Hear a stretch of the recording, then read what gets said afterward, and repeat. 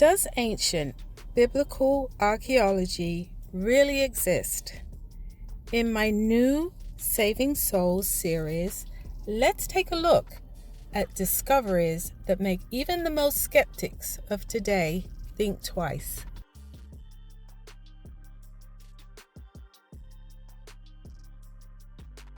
Genesis 11:4.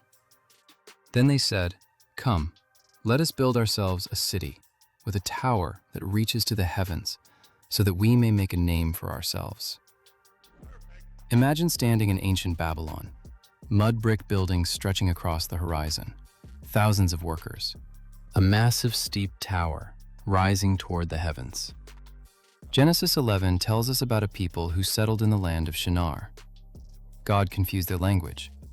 They stopped building, and they scattered. But was Babel just a story? Or did archaeology uncover something that makes the biblical setting remarkably interesting? Let's uncover three things. The Bible placed the story in Shinar, the ancient region associated with Babylonia. Archaeologists have excavated the ruins of ancient Babylon in modern Iraq. Discovery number 1. Babylon was real. Archaeologists have excavated the ruins of the ancient city of Babylon in modern Iraq. The Bible's description of construction using brick and bitumen fits ancient Mesopotamian building traditions. Brick was the primary building material, and bitumen was used as a binding material. Discovery number 2. Ancient Babylon had a massive ziggurat called Etemenanki, dedicated to the Babylonian god Marduk.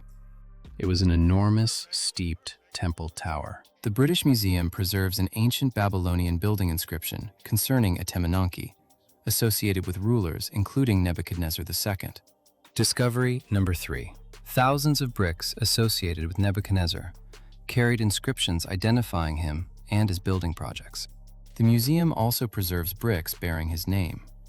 So when Genesis describes a gigantic tower in Shinar, archaeology gives us something very real to look at. Babylon was famous for monumental towers. But does archaeology prove that the Tower of Babel episode happened exactly as Genesis describes? No. There is no archaeological artifact saying, this is the exact tower from Genesis 11. What it does give us is the historical world behind the story. Babylon, Shinar, massive brick construction, bitumen, monumental towers.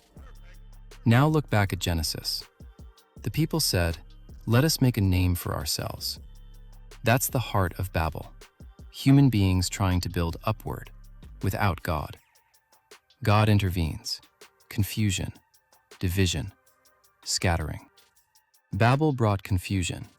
Pentecost brought understanding. Babel scattered people. Pentecost brought people together. The spiritual lesson of Babel is bigger than bricks. Humanity still says, "Let us make a name for ourselves." Followers, money, fame, power, status, likes, views. But Jesus asks, what does it profit a man to gain the whole world and lose his soul? So don't build your life just to make your name famous. Build your life so that his name is known. Because towers fall, kingdoms disappear, buildings become ruins. But the word of God endures forever. Investigate the evidence, open the Bible, seek the truth, and most importantly, seek Jesus. Like, share, follow, and subscribe.